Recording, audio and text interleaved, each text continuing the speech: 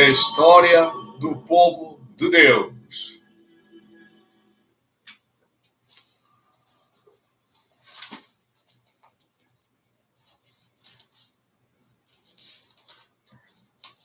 Hoje iremos continuar no Sermão da Montanha.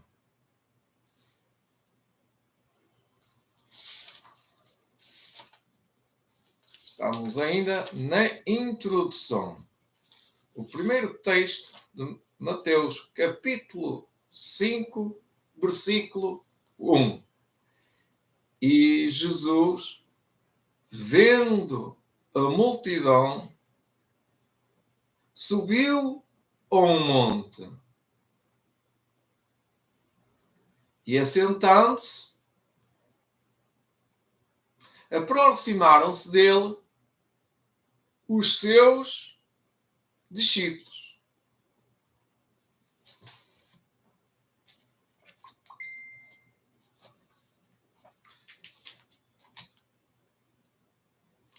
A estreita praia não oferecia espaço ao alcance de sua voz para todos quantos o desejavam ouvir.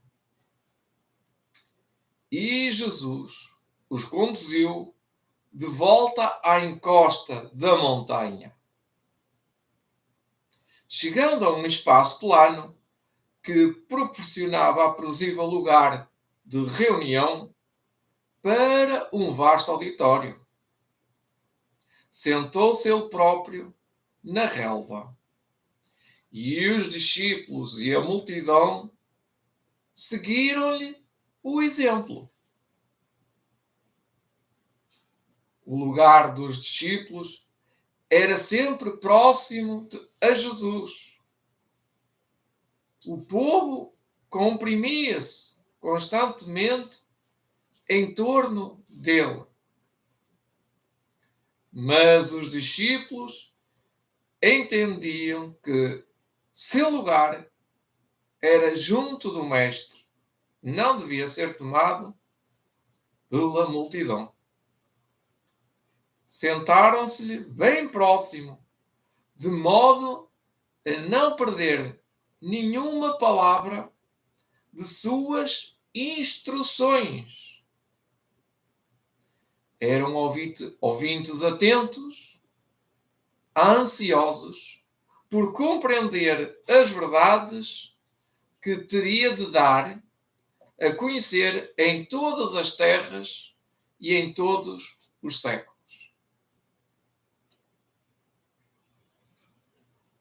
Com a impressão de que podiam esperar qualquer coisa acima do comum, apertaram-se todos em volta ao Mestre.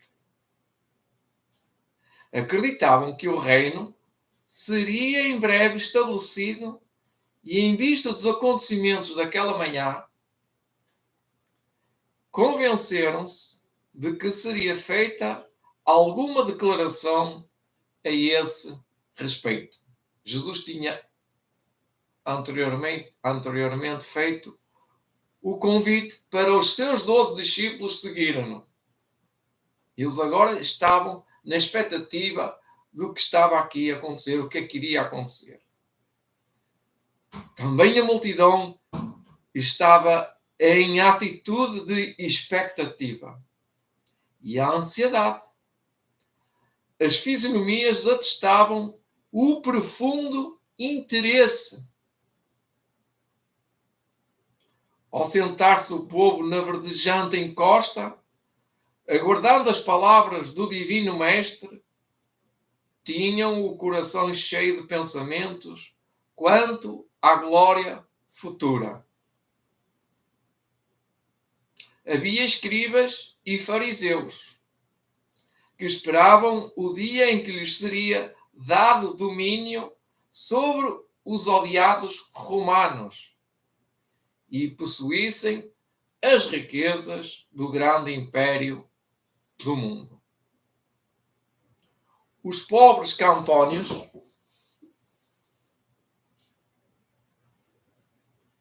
e pescadores e esperavam ouvir a certeza de que suas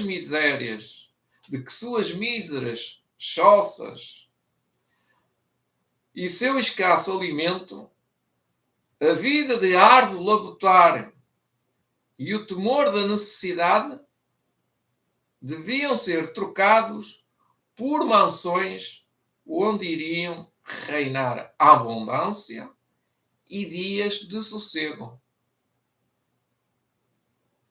Em lugar da ordinária vestimenta que os abrigava de dia e de noite, e do cobertor que os agasalhava à noite, esperavam Cristo lhes daria os ricos e custosos trajes de seus conquistadores, que eram os romanos. Iam ser conquistados, pensavam neles. Todos os corações fremiam à orgulhosa expectativa de que Israel seria em breve honrado entre as nações, como os escolhidos do Senhor. E Jerusalém seria exaltado como a sede do reino universal. Que tristeza, que lamento dizer que isto também tem a ver connosco. Leamos o seguinte texto a seguir. Cristo decepcionou essa esperança de mudança, de grandeza. No Sermão do Monte, procurou desfazer a obra da falsa educação,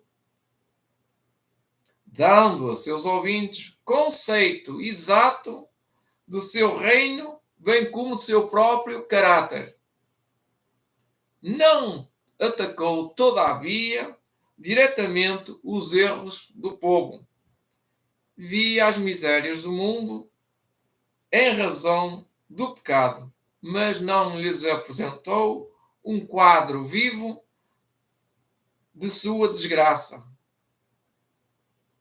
E ensinou-lhes alguma coisa infinitamente melhor do que haviam conhecido até aqui. Sem lhes combater as ideias acerca do reino de Deus, disse-lhe as condições da entrada ali, deixando-os tirar suas próprias conclusões quanto à natureza do mesmo. As verdades que ensinou não são menos importantes para nós do que para aquela multidão. Eram os discípulos, era o povo, eram os fariseus e sacerdotes e os escribas, e era os pescadores e os campónios. 4 grupos que aqui estavam, pelo menos. As verdades que ensinou não são menos importantes para nós do que para a multidão que o seguia. Não menos do que elas, ou eles, os discípulos também, necessitavam, nós também necessitamos de aprender os princípios fundamentais do reino de Deus. Esta é a introdução do Desejado de Todas as Nações, de Ellen White, o Sermão da Montanha.